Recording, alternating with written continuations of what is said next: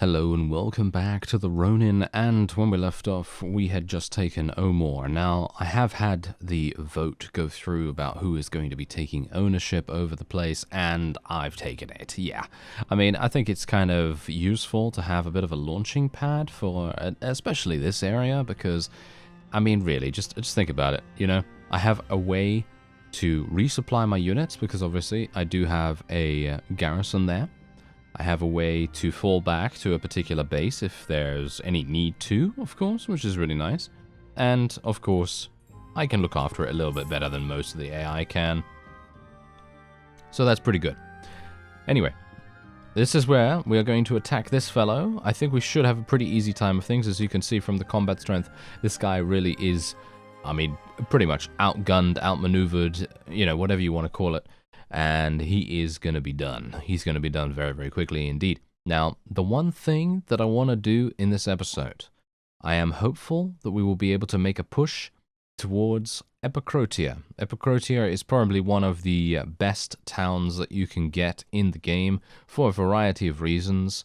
If you have an opportunity earlier in your particular campaign, if you have, you know, your own kingdom, or generally if you have a good idea that you're going to get it, that you're going to be granted favor and you're going to capture it yourself, or whatever the case may be, highly recommend going for Epicrotia, or in the very least, if you are a trader and you're making the most of enterprises and so on. Oh, hello.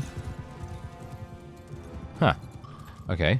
I had no idea that they were actually right there, but anyway, yeah. So as I was saying, if you're a trader and you want to make the most of enterprises and, you know, buying iron ore for a very cheap price, then Epicrotia is an absolutely fantastic place to go. It has 2 villages that will supply the town with an almost immeasurable supply of iron ore. So if you build a smithy in Epicrotia, it is more than likely going to result in a lot of money. And, yeah, that is really great. That is really, really good. So, yeah, Epicrotia generally is a fantastic thing to get. And there's 2 vassals taken down in quick succession. Unfortunately, both of them managed to survive my attack. And I've got to be a bit careful here, because obviously I don't have a shield. So, generally, I will die. Oh, nice hit. I got him on the arm, but it did massive damage. I mean, really. That's kind of crazy. Alright, so these are my archers right here. I've only got 53 on the battlefield. I was actually hoping that I might have a little bit more here, but, well, what can you do, you know? you can't really be too picky when you're on the war campaign, can you? You know, you gotta just roll with it and see exactly what you can do with certain compositions. Bear in mind that this is obviously a composition all of my own doing, so generally I'm not even... You know, it's not even the AI's fault or anything like that. It's completely mine. You know, I could have made sure that I had more archers or something, but yeah, generally, I feel like if you're going to be on the siege campaign, or you know, or more accurately focusing on sieges much more often than you would be doing field battles or something, then having a lot of infantry is a really good idea, because you're going to be able to do so much more with it. Okay, so here we go. I'm going to put these guys into shield wall, and then we're just going to move them a bit closer. Bear in mind that we obviously have an extremely, actually kind of harsh environment here to go into, because this is a bottleneck of sorts.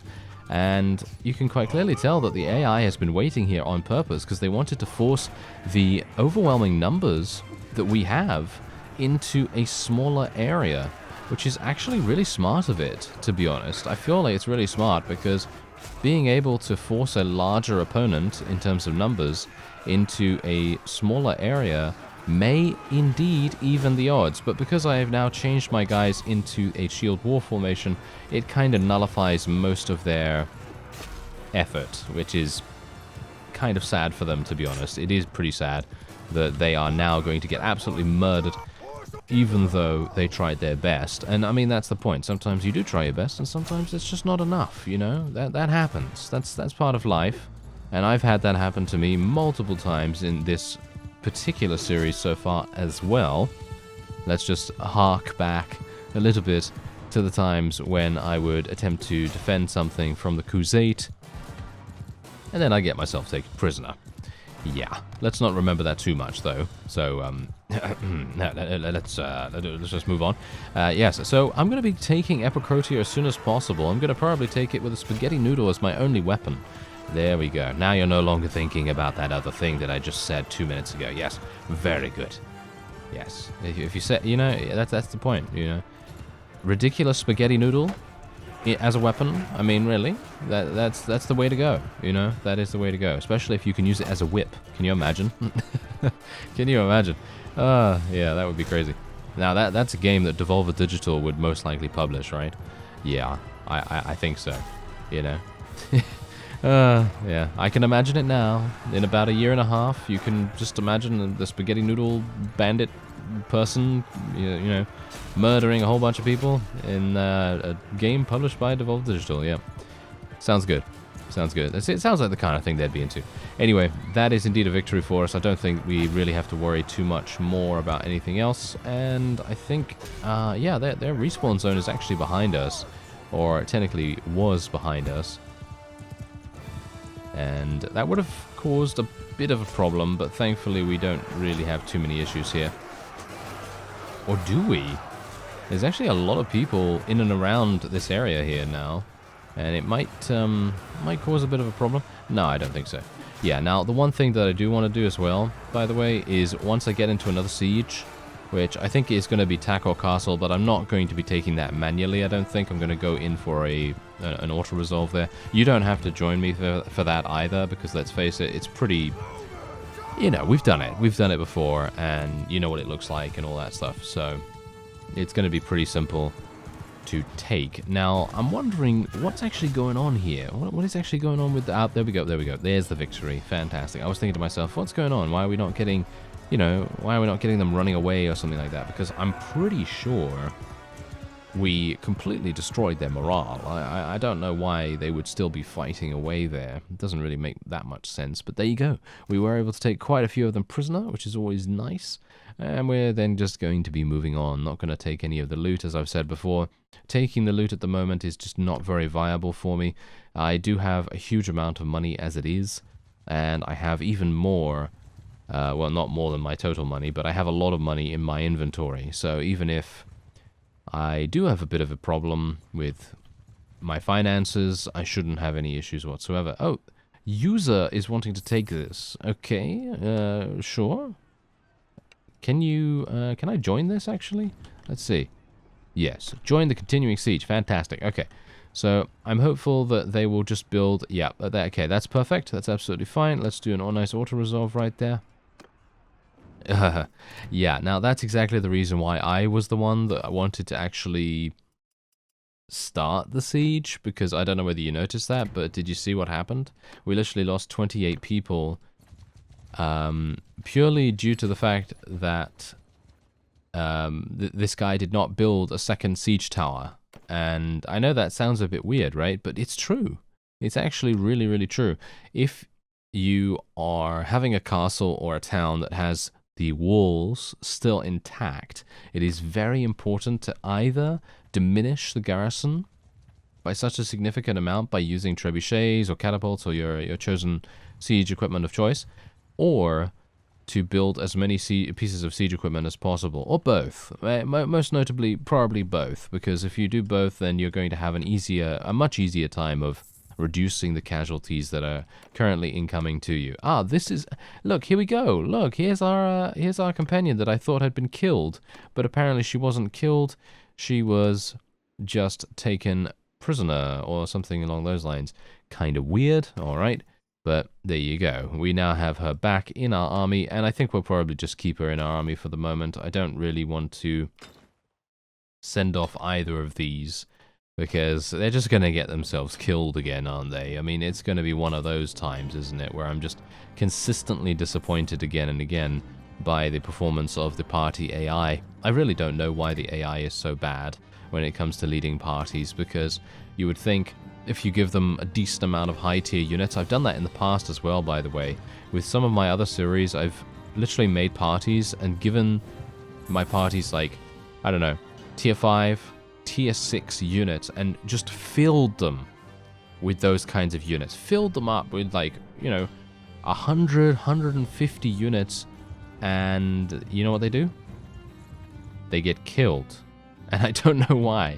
I don't know why that actually happens. Anyway, we're just going to go into a manual battle here against this particular army because, as I've said before, we do not want, we don't really want to auto-resolve. We don't really want to auto-resolve because if we auto-resolve, it's going to make everything much, much safer for the opponent, and they're not going to have any opportunity to have any fatalities. As far as I am aware, at least, that is how it works. Auto-resolve doesn't generally result in any kind of casualty or fatality for the enemy, and we obviously want that. We obviously want that as much as we possibly can, because as I've said, also executions are not really viable anymore, unfortunately, due to some kind of game instability. Now, funnily enough, I'm not entirely sure why that is, because I have not installed any mod that is actually changing how executions work, so I can only assume it is part of the base game where maybe there's a bit of an issue with new clans being created and then those clans having some kind of weird instability contributing to crashes and so on if you interact with them in any way. So executing them or just generally removing them from the game in some way. So I have to be a bit careful here as well, because that could mean that if those vassals are actually killed in a real fight like we're doing right here, then it might also result in the same instability. So it might not only be due to the execution mechanic, it might be due to just them being killed in general. So we'll see how that goes, to be honest, because I obviously don't want to force it, because if I force it, then we're just going to get the instability much, much sooner, and that is going to end the series. Because if I save in the wrong moment, in between episodes or something like that, then you know what's going to happen. I'm literally going to get to a point where the instability is just going to crash again and again and again.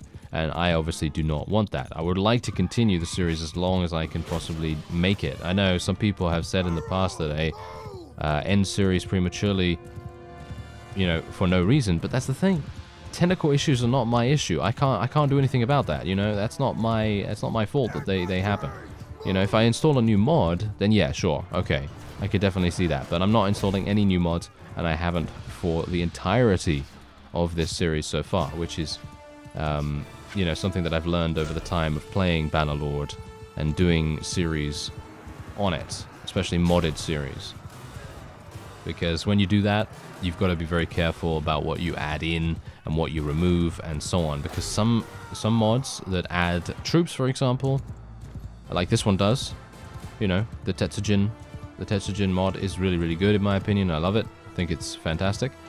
And generally, if I were to remove this right now without getting rid of all of the troops that it has added in any of my garrisons, in my parties, in basically anywhere that isn't easy to remove, then it's literally just going to crash straight away.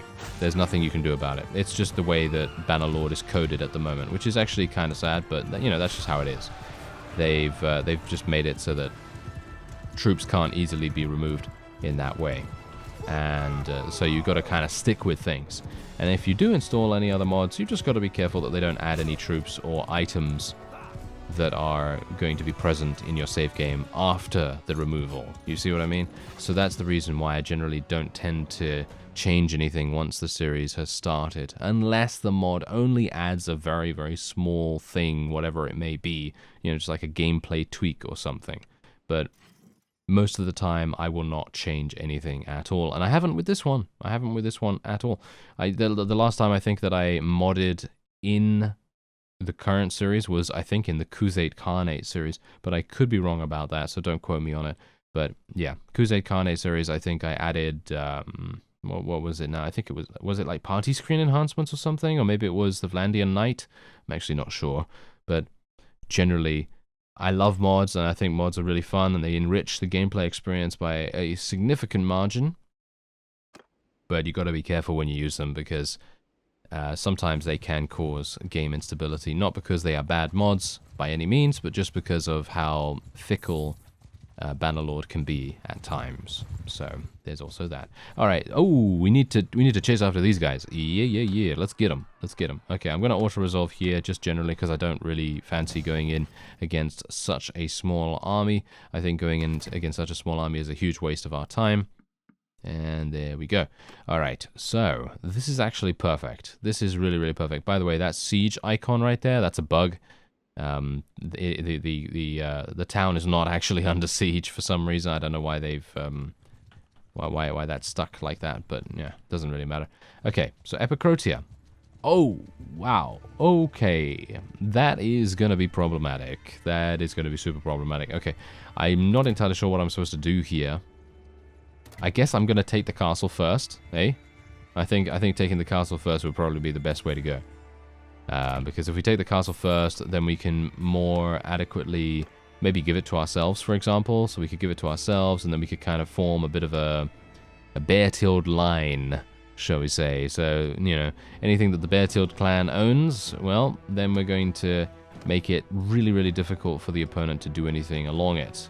That's kind of the idea with that. Where's the why am I having problems seeing the other siege point? Do you see the other siege point?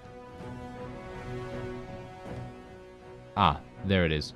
Okay, it's right next to the right next to the other siege equipment. Okay, interesting. That was funny.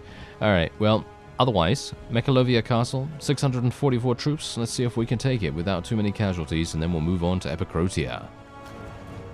Here we go. Alright, we moved the siege tower, and the other one, I assume, is also coming relatively close to the battlements of Mekalovia Castle. So there's a reason why I'm actually coming in here right now. I actually wanted to take down the walls, maybe, or at least take down the garrison presence a little bit further before heading in here, but unfortunately my hand was forced.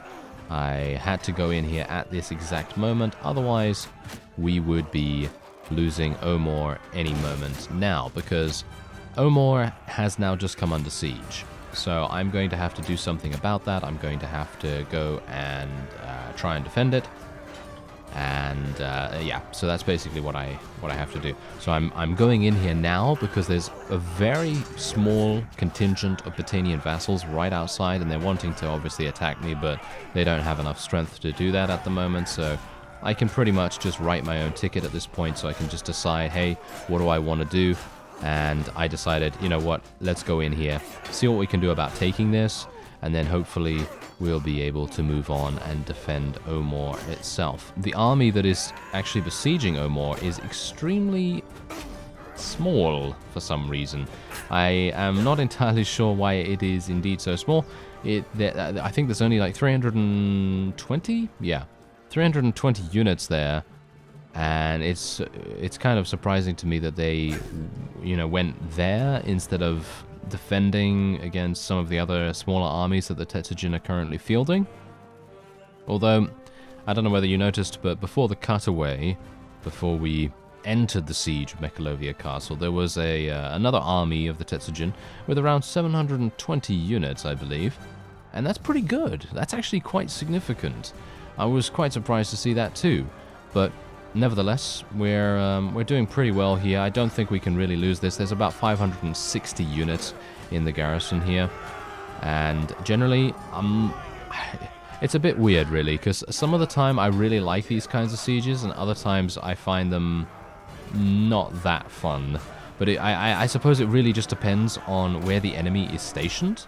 Because obviously, if I can get myself into a lot of battles, and a lot of little different skirmishes, and maybe even some one-on-one duels, then I'm pretty happy with it. You know, I'm pretty happy. Even if I get killed, I really don't mind about that.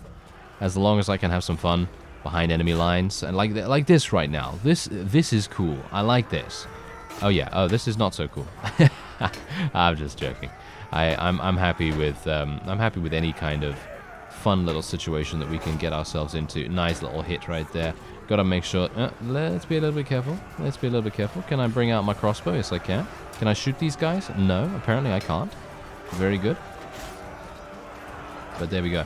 That's what I wanted to do, you see. I wanted to draw these guys over here, try and get some assistance, and then they can maybe get a little bit distracted, and then I can just go stab, stab, stab in the back, like we do, you know. Honorably fighting our opponents, of course. Oh, yes, as you would expect. I mean, we're not the duelists right now, so technically honor doesn't really come into it, but generally we want to be as efficient as possible with eliminating as many units as we possibly can. Alright, so otherwise, wait a minute, can I do a sniper shot? Oh, we hit someone. Can you believe it? I can't. Nice, there we go. There's actually a whole bunch of units over there. Maybe I can get a nice headshot? Yeah, there's a headshot. Nice. That's what I'm talking about. And I believe that is indeed a victory for us. There's only one enemy remaining. There you go. That is it. Done and dusted. And we're now going to be moving on to defend Omor. I really wanted to go on to Epicrotia, as I said, and yeah, you know how it is. It's a push and pull, you know? It's a push and pull with the enemies here. Okay, so I'm basically just going to start the recruiting right now, and we're going to start the upgrading as well. We're going to go for tier 4. And we are going to go for recruitments at garrison behavior. We're going to make that 300. Now, because it's so late in the game, anything lower than 300, I think is just not even, it's not even worth doing, to be honest, because this is so late. Literally. I don't know whether you realize, but it's been years since we've started this particular series. In-game, that is, obviously. Not outside of the game, of course. But yeah. That is pretty significant. So, yeah, there's the garrison. These guys are actually not placing units in the garrison anymore for some reason. I'm wondering whether that's because we're not a vassal and we are actually the ruler of the faction. That could be the reason why that is happening. Now, I've got to be a bit careful here as well because... Oh, Jathia died of old age. Aha. Okay, wait a minute. Let me actually just... How is Byron actually doing? Oh, he's 41. Oh, he's fine. He's okay. He's not going to get killed anytime soon, is he? Oh, no. Yeah, I'm going to have a bit of a problem with that, aren't I? Wait a minute. Where's our wife, by the way? Oh, no, I think our wife isn't even a friend of ours. No, there, as you can see, she's -2 relation. Very good. Very nicely done, Byron. You've made your own wife hate you. Yes, fantastic. Great. Okay, well, whatever the case, food variety increases recovery rate by 5% for each point. That's pretty decent.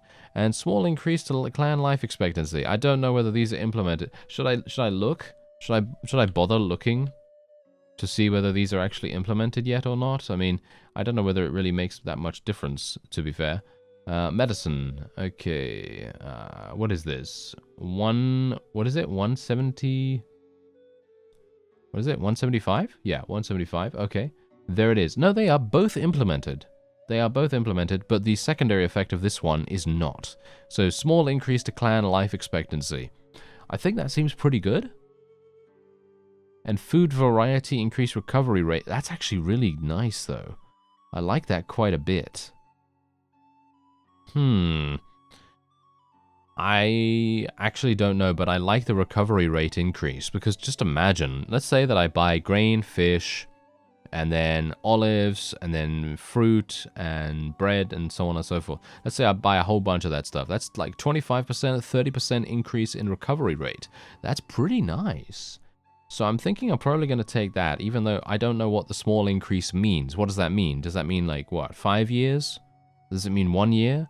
I don't know. That's the thing. I feel like there should be a little bit more documentation about that, and it should give me more information about what exactly I'm getting as a result of taking the perk. Because if you can't respec, because you can't respec in this game, not unless you use some kind of console command, or you have a mod that does that, or something. But from the base game, you have to live with your choices. So if you take this, and then you find out later that this small increase is literally like 6 months increase or something like that, you're going to feel, you know, just a little bit disappointed by that. So I'm going to go for perfect health just generally because it sounds like the better idea, and we're going to get, you know, we're going to get the last point in cunning, which is also going to be super, super nice for us.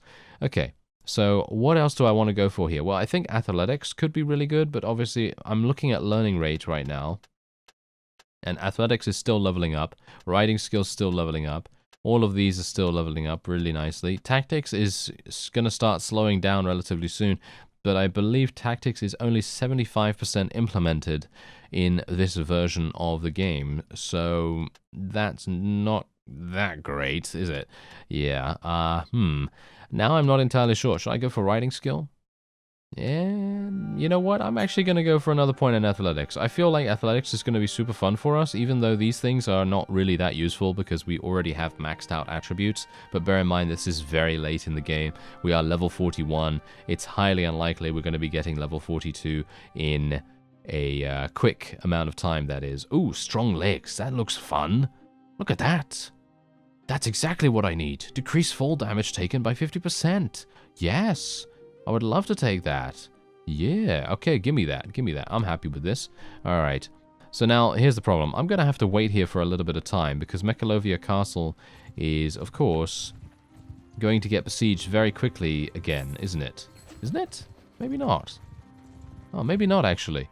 Okay, well, I'm going to take it, even though this guy wanted it, but I'm going to take it just because I have already set up my improved garrison, and it's hopefully going to protect it from being taken. Alright, so what's actually going on here? This is all good? Yeah? This seems, yeah, this seems pretty nice. Alright, we're going to be going in here. Hey, guys. Hey. How you doing? Alright, let's do it. Yeah. Combat strength seems pretty decent, and I could technically auto-resolve this, as I've said, but I think it's much better to go into manual battles when there are a lot of vassals present, because then you have a much greater chance of inflicting some kind of fatality, and that's what you want to try and do to reduce the overall strength of your opponent. But obviously bear in mind, if you do have death enabled, then new clans and so on are going to continue appearing in the game itself. Whereas if you don't have that, then nothing is going to change. Basically, everything is going to remain the same, and no one's going to die. You know, people are just going to continue living their lives as they were when you first started the game. Which I think is actually quite cool, because for those of us that played Warband for many, many years, and these guys don't go anywhere, not unless a mod changes that, of course, because in Warband, mods were all-encompassing, basically. You had to install a mod, and then that mod would be the only thing that you'd play, with the exception of the various features that the mod creators also added in to that particular mod itself. So, yeah, so you can't just add and remove things at will, if you know what I mean. So you can't just be like, you know what, I don't really like this particular thing, I'm going to remove that. You know, that's the kind of thing I'm talking about. Anyway, point is, when you have that kind of option available, it's just going to add so much to the player experience, because, as I've said, as a Warband player, if you don't really like the whole dynamic nature of how people die and how, you know, new clans are given power and things like that, then you can just disable it. You know, you can just disable it, and then you can see good old Dirthart's face every day of the week, if you want. If you're a Vlandian, then you're probably going to see him every day of the week, let's face it. He, yeah, he's quite a greedy so-and-so. But otherwise, let's see what we can do here. Ooh, this is actually looking really nice. I'm going to make my archers go into a loose formation. I think I've got quite a few of them. No, only 62? I actually thought I had many more than that. I thought I had about 80 at least. But oh well, never mind. Okay, let's see if I can slash at this guy. Maybe not. I want to take out the Tetsujin if I can. Seems like there's a Tetsujin defector in their ranks, and that's making things a little bit uncomfortable for me, because that means that these guys are going to be quite strong. As you can see, look at that. He literally took that hit like a champ, and is not even worried. Look at him. Oh, wow. Maybe he is worried now, because he's on the floor. That's good. That's good to know. Alright, let's put these guys into a shield wall formation as well, and we'll get our cavalry, our very small amounts of cavalry and horse archers to come up, and see if they can maybe support us a little. Not too much, just a little bit, you know, just a little bit, here and there. Okay, here we go. Nice. I'm taking a bit more risk now by going into their lines here, because I've noticed that not a lot of them have polearms, but they do have crossbows. Yeah, those crossbows are really, really harsh. Okay, so far so good. Should I tell my guys to charge in? Yeah, let's tell them to charge in. Why not? Go, go, go, guys. Let's do this. They're on the run.